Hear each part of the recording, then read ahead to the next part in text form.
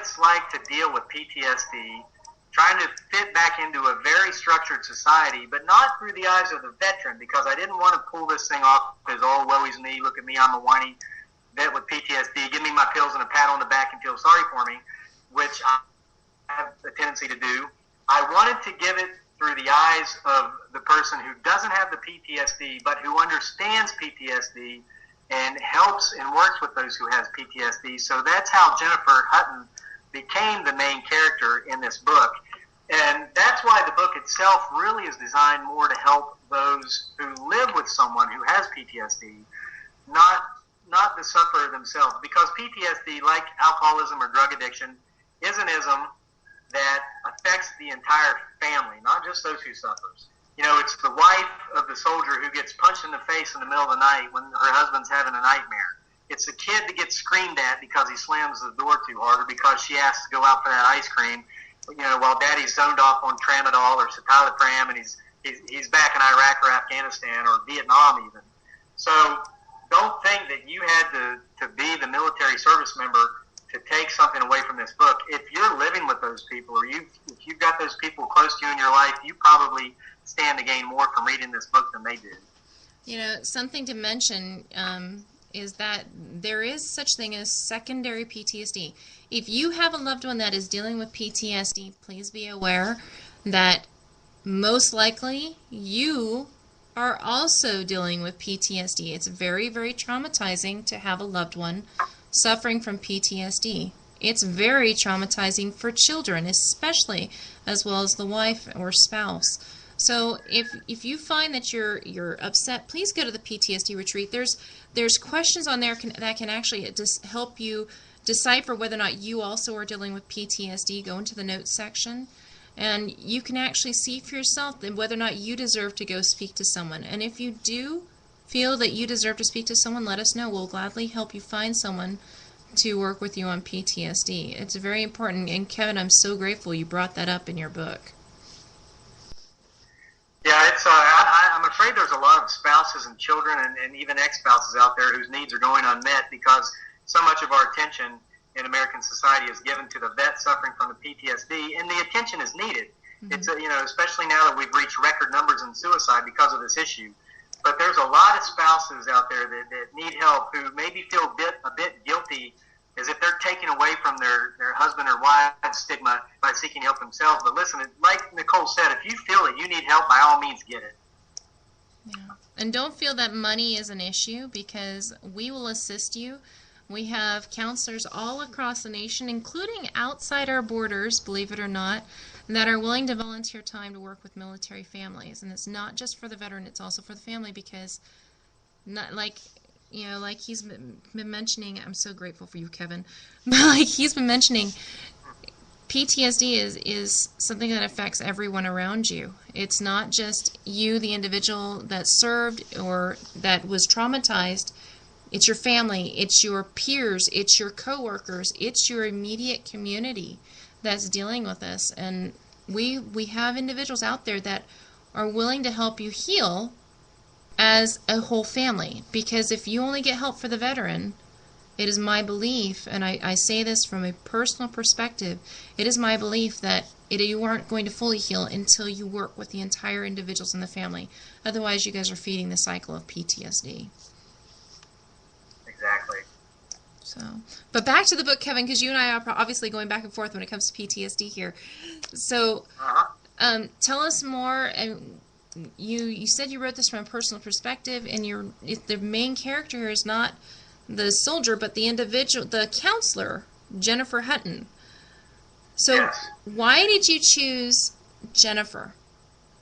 Well, I cheat in my writing. I think it's something. It's a way in which most writers, I think, cheat, and that's that a lot of my fictitious characters are based upon real people. Dr. Jerry Barnes, who's in the book, a psychiatrist, was one of my clients in a previous life when I was a stockbroker. I spent 8 years as a stockbroker, and this guy was a retired psychiatrist from Arkansas. And he just, when I needed a certain character, I hadn't thought of Dr. Barnes in years, but he fit. And so I put him in there, slight variation, so his family can't sue me, of course, back in the U.S., the land of litigation.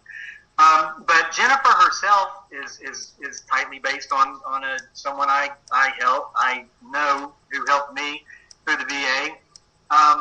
Because let me tell you, folks, a lot of people, a lot of veterans want to come down on the VA and talk about how evil the VA is. They're not helping us.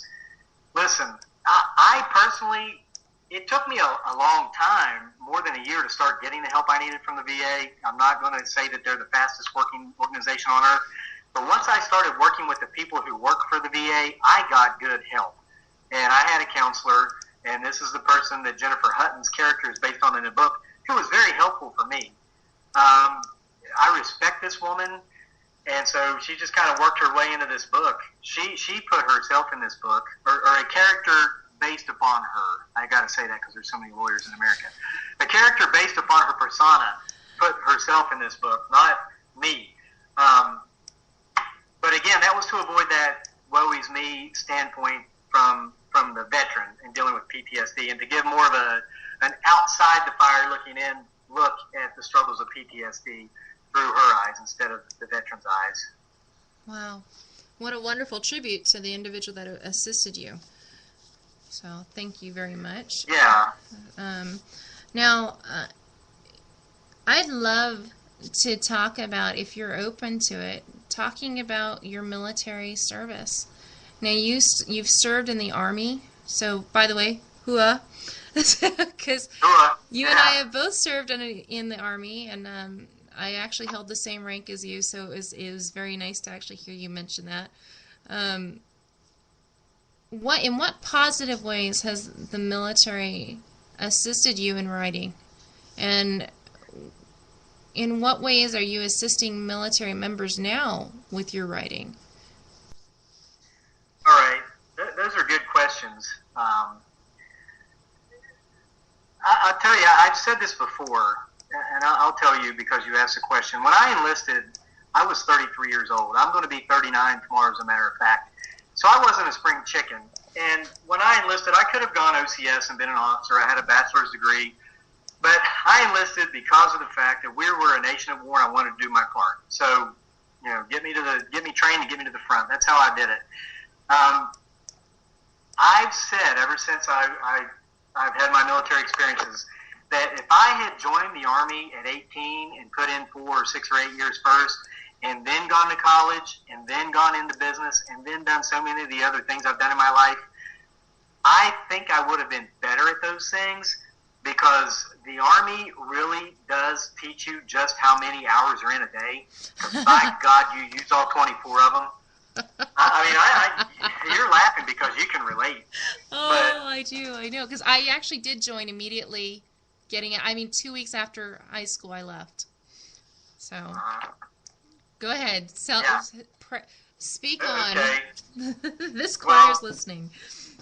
Yeah, well, for instance, when I was a stockbroker, I remember getting to work at 9 o'clock and thinking I was early because the stock market didn't open till 9:30.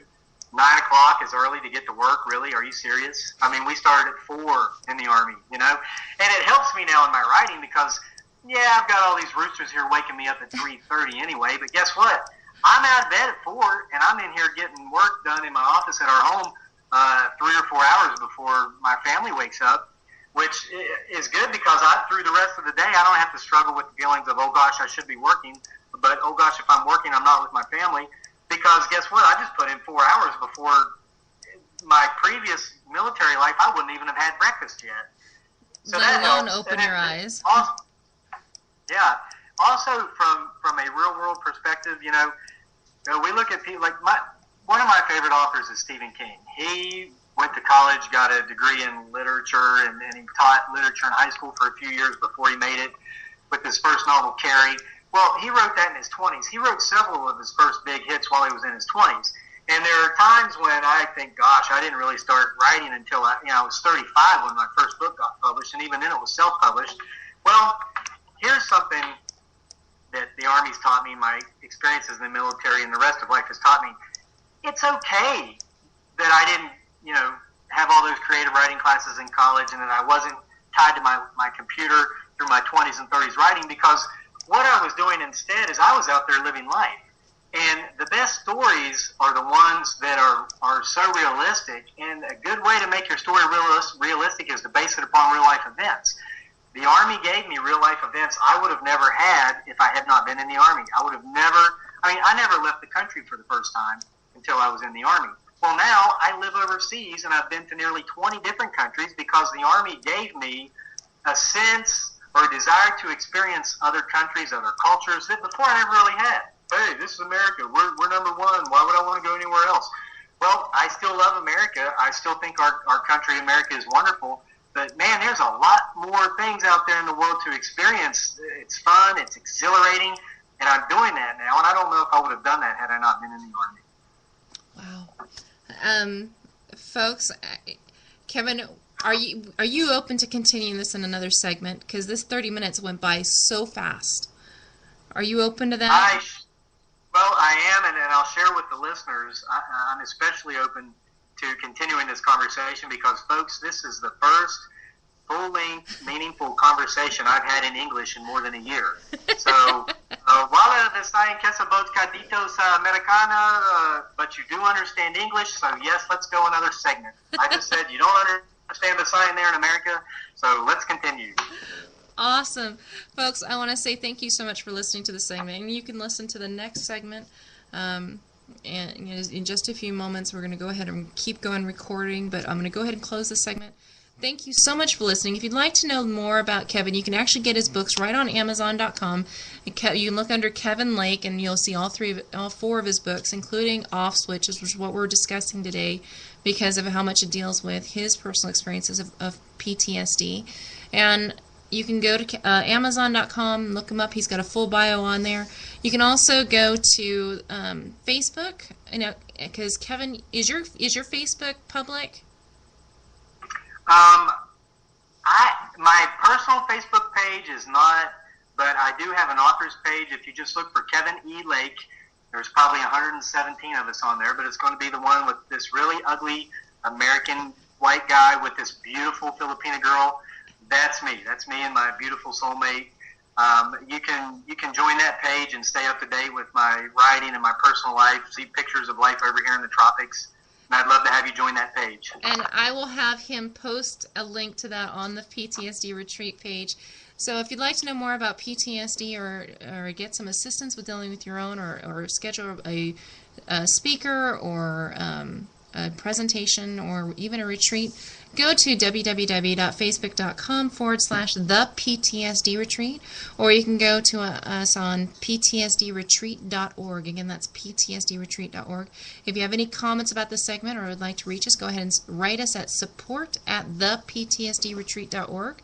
And thank you so much for listening. Again, this is Nicole Johnson-Starr and Kevin Lake. Thank you so much with the PTSD Retreat Radio Talk Show. Have a great evening, everyone.